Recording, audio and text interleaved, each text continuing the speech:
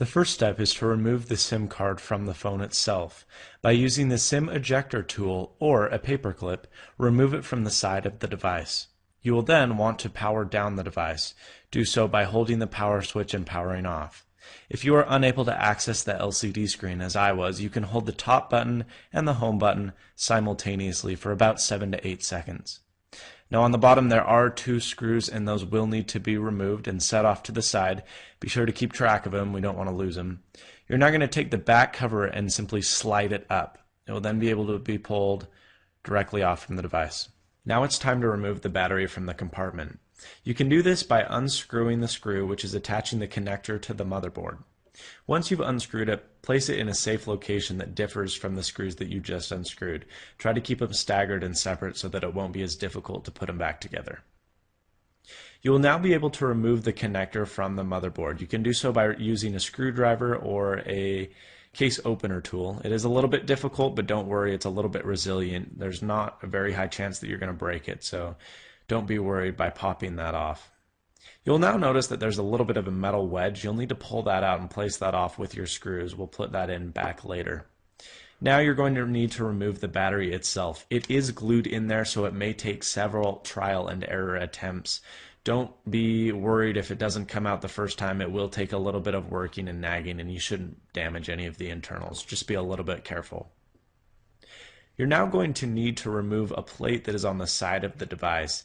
This plate is covering a connector, and this connector attaches both the dock connector and the microphone to the motherboard. So you're going to need to unscrew this. There's 2 screws. There's a larger one on the right and a smaller one on the left. Don't be too worried about keeping them separate, but you will want to note that when we reassemble it. Just place them in their own selective corner on your table where you're keeping your screws. You can now pull the plate off once both screws have been removed and place that with the screws that you have just removed also. Once you have removed this plate, you will need to remove another plate which is on the top of the device. There are 5 screws that need to be removed. At the very top of the device, aka the teal one, you will notice that it is significantly longer than the other 4 screws. However, there are 4 different varieties of screws and only the orange ones are the same. So please put them all together as we will need to put them into their correct spots once we've finished this procedure.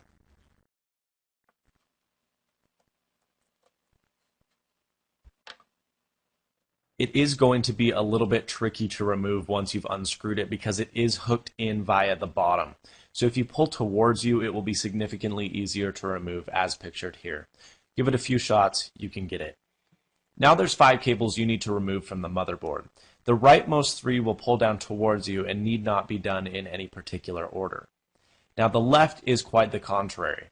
You will need to do the furthest left cable first, as the one right to the right of it is below it. So do the left one first and then the one right to the right second. Now we need to remove the vibrating motor which is in the top right hand corner of the device. It's held in by 2 screws. The left one is a lot longer than the right. Stick those in the same spot and then you'll be able to remove the vibrating motor. Place that off to the side with the screws as well. Now if you remember the first plate we moved, the one that was held in by 2 screws, there was a cable directly underneath that. All you need to do is pop that up with a screwdriver or a case opener tool, and then you'll need to peel the ribbon cable up. Now as you can see right now, underneath that peeled ribbon cable there was a screw, and there's one directly opposite of the device as well. They're pretty noticeable. The one that is a little bit tricky to find is the one under the ribbon cable, and you will need to pull the ribbon cable up to do that. Feels like you're going to break it because it is adhesed to the metal, but fear not, it won't break. You're good to go. Now wait before you pull up the speaker. If you check out where my screwdriver is right now, you will see that there is a little diode. You need to remove this because this is where the speaker gets its power. If you break this or rip this off, you have the potential of damaging the motherboard or the speaker. So be sure to remove that little stud before you try and pull out the speaker assembly. Then you're good to go. The speaker assembly comes out very easily, and place that off to the side with the 2 screws you removed. Now if you look about midway down the device by the caution tab where the battery was, you will see that there is a white looking dot. And what's underneath that is a screw. Now that white dot is actually a water sensor, so Apple can tell if your phone has been dropped in the water when you go to get it replaced. So you will need to peel that off, remove that. Don't worry, you can stick it back on later by just simply pressing on top of it. But then you will see the screw that is revealed underneath, and you will just need to reveal that and pull that out by unscrewing it. Place that off to the side and be sure to keep track of it.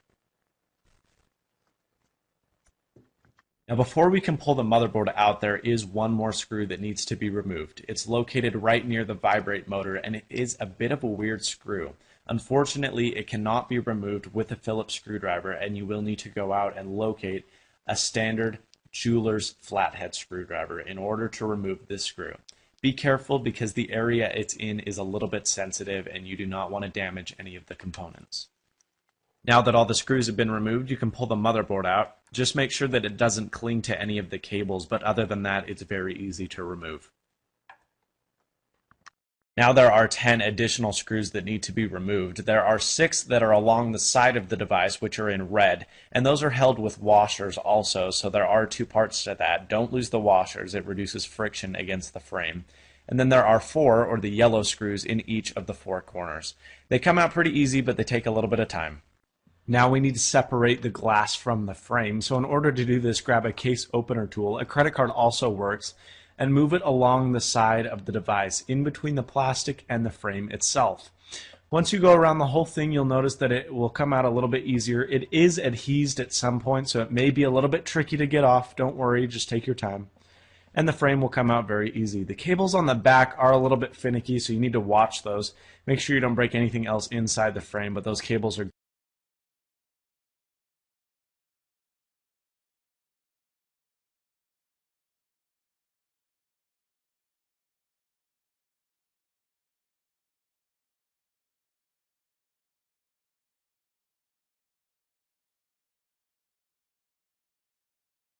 nice. So you're going to feed the cables back the way you got your original glass out, through that slot right there.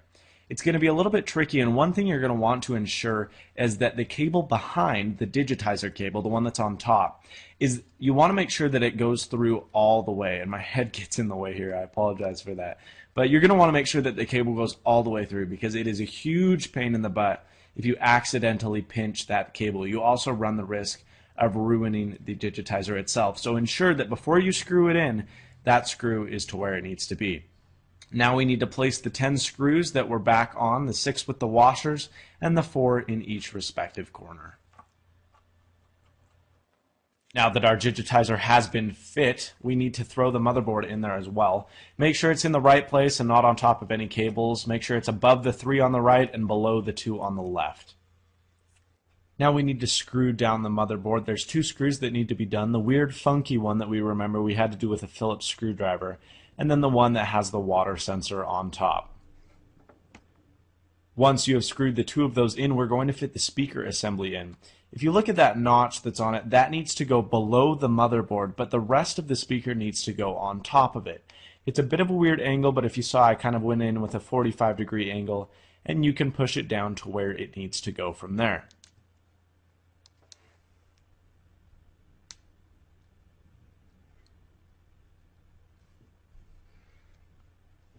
Once you have it fitted in the correct spot, you are going to need to screw it in with the 2 screws. It doesn't matter which screw you put in which hole because they're both the same length. Just ensure that you tighten them enough, but not enough to strip the screws and or ruin the LCD display below. Alright, now we need to pin all the ribbon cables down. First, take the one on the side of the device.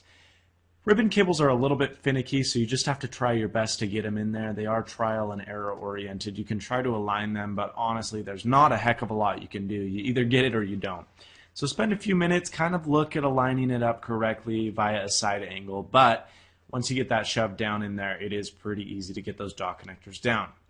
So we've done this one, and it's nice and secure. And now we need to do the 5 on top. There's the 3 on the right and the 2 on the left. Just as we undid them, you can do the 3 on the right in any particular order. It doesn't matter. I go right to left. However, the way you do it doesn't matter. And then we need to put the other two cables, which are on the left side, back down as well. Remember, the most right one, if you're looking at the device from backwards, is the one that needs to go down first. It is the first and preliminary cable. It also is the bigger one. So the larger, thicker cable is the one that gets pinned down first, and then you move on to the second, lighter one. Now it comes time to place the camera in, put it in its spot, and then safely secure the ribbon cable, which is directly below it. This one is a little bit tougher to get on, but don't worry, give it a few minutes and you'll get it. It is now time to put the back plate on yet again. With this back plate, what you're going to need to do is hook it into the hooks that you probably remember having to deal with the first time. Make sure they're hooked in and make sure that those 3 cables on the right aren't in the way. Now you'll notice that there are 4 different types of screws. There's a yellow screw, which is a lot shorter and a lot smaller than all the other ones. I think it's blue threaded, and that goes in that spot. The orange ones are the next shortest ones. They're both the same size, and put those in the orange one by the camera and the rightmost screw. The red one, and be very careful, this is not the longest one. The teal one is the longest one. If you put the teal one in the red spot, you will crack your LCD. So put the next longest one in the red, and then lastly the longest in the teal spot. Now we need to affix the side plate. There are 2 different screw lengths. The longest one goes to the right side. So put the long one and the bigger one on the right, and then the smaller one goes on the left side. Very simple, very easy to do.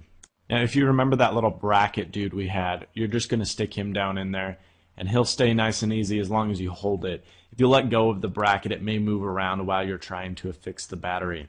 Now as for the battery cable, you're going to want to make sure that none of it sticks out of the outer casing. Ensure that it does stick against the device and stays near the battery.